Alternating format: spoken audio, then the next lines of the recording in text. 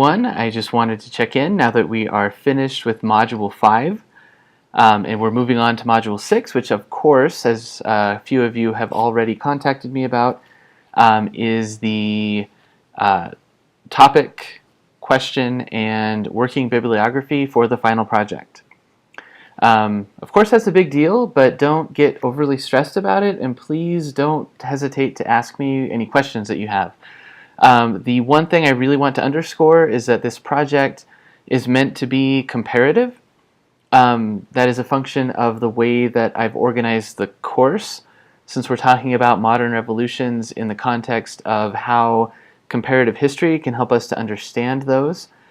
I want you to approach your final research or book review project through that lens as well.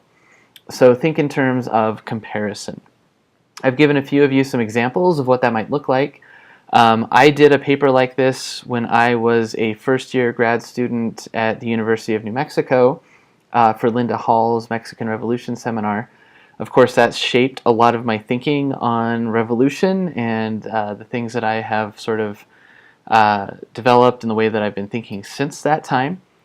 In terms of comparative history, though, the project that I chose to do was a comparison of Francisco Madero and Sun Yat-sen.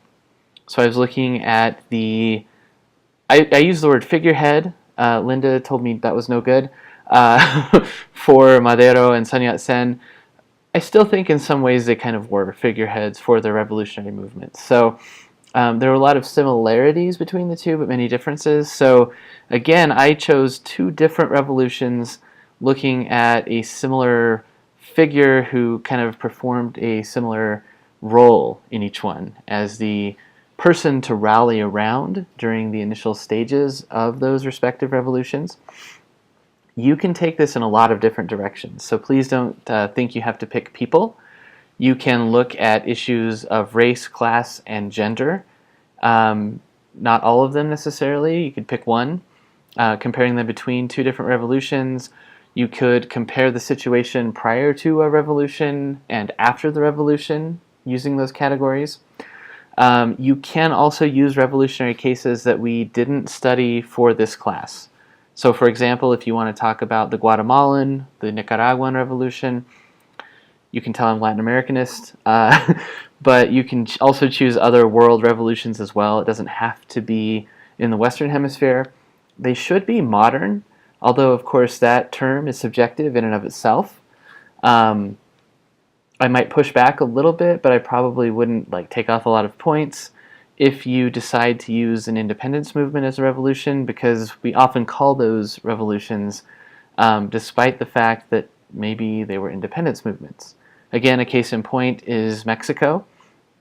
The independence movement came between 1810 and 1821, where there was a lot of civil war, there was fighting, there was a revolutionary movement against Spain at that time in order to gain independence from the mother country, but the revolution came in 1910.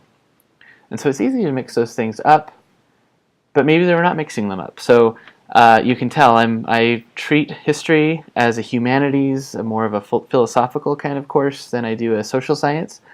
I'm part of that school of thought. So again, you can approach this in a lot of different ways. If you're a little hesitant to go forward because you'd like to know if you're on the right track, you can ask me. I'm happy to provide feedback. That's actually what this first step in the project is geared toward, so that I can kind of help guide you and answer any questions that you have. So don't worry if you have a working bibliography, a topic, and a question, but you're not exactly sure about it. I'm happy to help with any and all of those things. So again, please don't hesitate to ask. I'm hoping that you enjoy getting into a couple of different revolutions this week. Of course, it's not just this week, but it's the rest of the semester.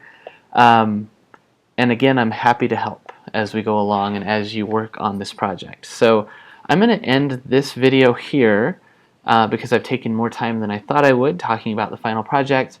And I'm going to offer some comments on the Module 5 discussion in a separate video.